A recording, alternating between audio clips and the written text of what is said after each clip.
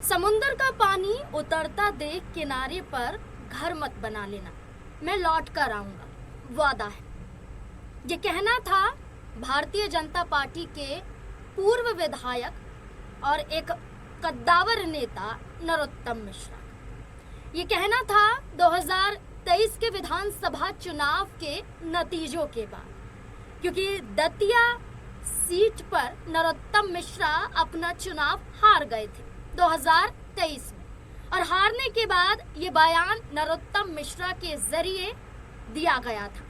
लेकिन अब यही बयान फिर से सामने आ रहा है। माना जा रहा है कि क्या इसी बयान के साथ साथ नरोत्तम मिश्रा वापसी कर पाएंगे, क्या दतिया को हासिल कर पाएंगे, क्या भारतीय जनता पार्टी उन्हें मौका देगी, क्या हाल होगा दतिया पर नरोत्तम मिश्रा का, ये एक बड़ा सवाल बन जाता है। क्योंकि 30 जुलाई को दतिया विधानसभा सीट पर उपचुनाव होने जा रहे हैं और इसी उपचुनाव को लेकर तमाम सवाल खड़े हो जाते हैं कि बीजेपी की तरफ से क्या फैसला लिया जाएगा, किस चेहरे को आगे किया जाएगा, कांग्रेस पार्टी क्या कर रही है, क्या राज्यसभा चुनाव में जो हार कांग्रेस पार्टी को झेलनी पड़ी है,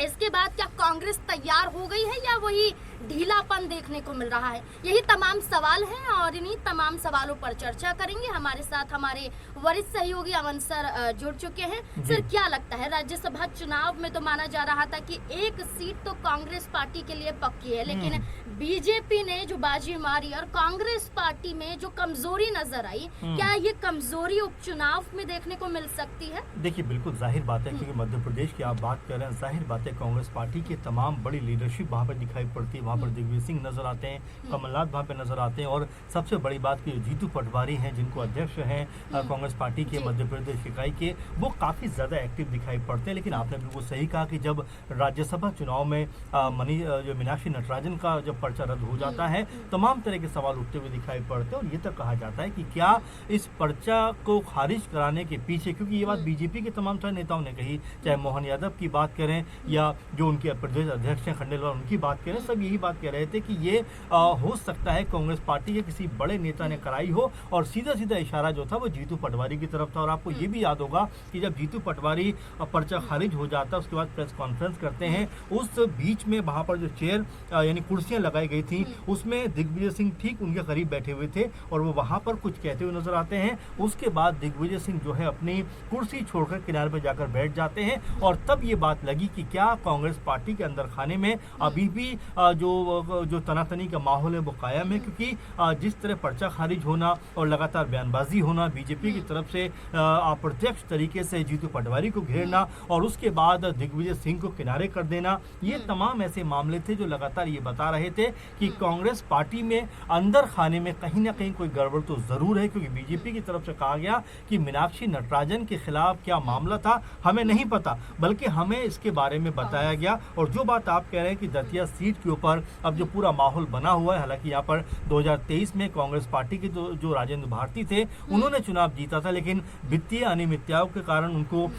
3 साल की सजा मिली और ये सीट खाली हो गई। अब 30 जुलाई को यहाँ पर मतदान है, तो क्या नरोत्तम मिश्रा जो गृह मंत्री रह चुके हैं, छोटा मोटा नाम नहीं, बड़ा नाम है बीजेपी का, लेकिन जब से चुनाव हारे हैं, आप ये भी देखिए नाजमीन की उनको अलग थलग कर दिया गया है। अगर यहाँ पर चुनाव जीतते हैं तो एक बार फिर से संगठन में उनकी जो भूमिका है बड़ी और मजबूत बनती हुई दिखाई पड़ेगी। हम नरोत्तम मिश्रा की बात कर रहे हैं, आपने कहा कि एक बड़ा चेहरा है, आरएसएस से निकला हुआ चेहरा है, संगठन को मजबूत करता हुआ नजर आता है, लेकिन यही चेहरा कई मौके पर गायब भी नजर आया और बीजेपी के जरिए मौका भी नहीं दिया गया। चाहे आप राज्यसभा का चुनाव देख लीजिए, राज्यसभा के चुनाव में आगे किया जा सकता था नरोत्तम मिश्रा को, एक समय नाम भी था, बिल्कुल नाम भी था, लेकिन वो नाम आगे नहीं आता है। अब भी रविवार को एक बड़ी बैठक होती है बीजेपी की और एक लिस्ट दिल्ली भेजी जाती है और इस लिस्ट में 3-4 नाम हैं, लेकिन क्या इस लिस्ट में आपको लगता है कि नरोत्तम मिश्रा का नाम होगा? देखिए, बिल्कुल, और आपने बहुत ही महत्वपूर्ण बात कही है, महत्वपूर्ण सवाल ही पूछा है, क्योंकि अभी से सब लोग मान के चल रहे हैं कि क्या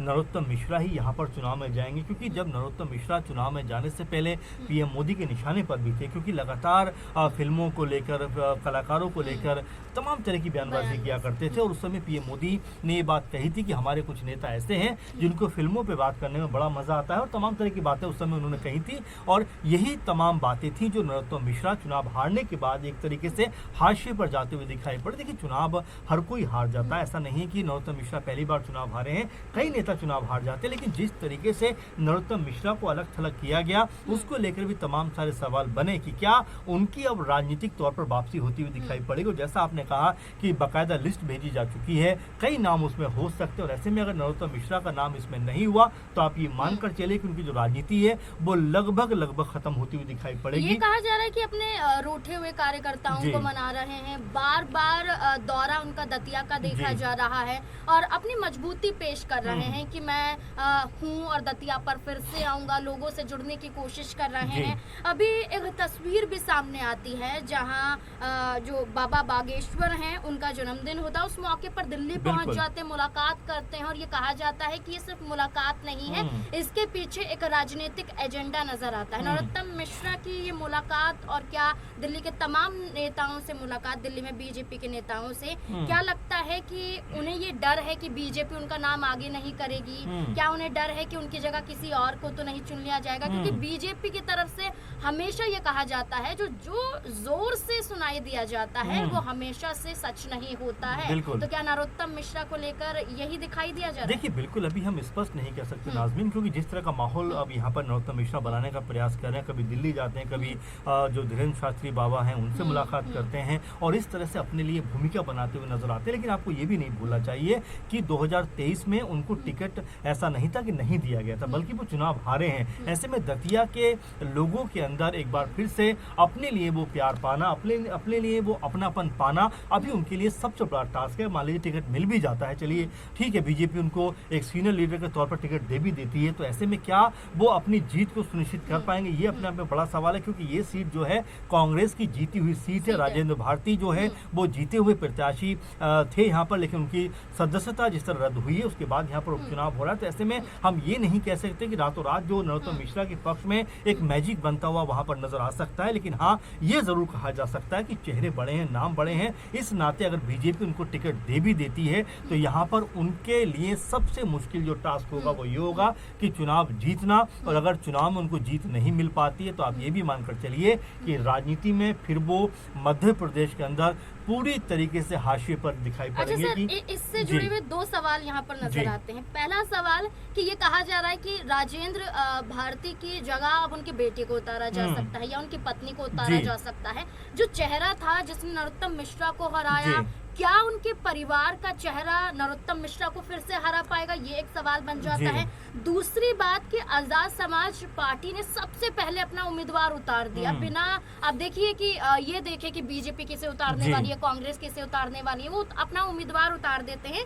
दामोदर यादव को। क्या उनका उम्मीदवार नरोत्तम मिश्रा पर भारी पड़ सकता है? देखिए, बिल्कुल पहला सवाल तो आपने कहा कि क्या यहाँ पर राजेंद्र भारती की पत्नी या उनके बेटे को टिकट मिलेगा, तो फिलहाल कांग्रेस पार्टी में अभी जो कमान है इसके ऊपर विचार विमर्श कर रहा है, क्योंकि अभी चर्चाओं का दौर शुरू है। 13 जुलाई से आई थिंक नामांकन प्रक्रिया शुरू हो जाएगी, तो उससे पहले कोई ना कोई नाम डिसाइड मेरे ख्याल से कांग्रेस पार्टी के अंदर भी हो जाएगा। लेकिन अब जो दूसरा और महत्वपूर्ण सवाल है कि जो चंद्रशेखर आजाद की पार्टी और दामोदर यादव एक बड़े और उभरते हुए नेता के तौर पर देखे जा रहे हैं। आपको याद होगा कुछ दिनों पहले उन्होंने जो है एक तरीके से नरोत्तम मिश्रा के ऊपर बड़ा आरोप लगा दिया था कि मोहन यादव के ऊपर जो जमीन को लेकर उनके परिवार के ऊपर जो तमाम मामले उठे, उन्होंने यहाँ तक कहा कि नरोत्तम मिश्रा के पास तो उनसे 10 गुना ज्यादा जो है अवैध संपत्ति है। इस तरह की बातों को वो कहते हुए दिखाई पड़े थे। तो राह उतनी आसान नरोत्तम मिश्रा के लिए है नहीं, क्योंकि यहाँ पर न सिर्फ कांग्रेस पार्टी बल्कि आजाद समाज पार्टी ने भी उनके खिलाफ एक तरीके से मोर्चा खोल दिया है। और ये भी सुनने को आ रहा है कि समाजवादी पार्टी भी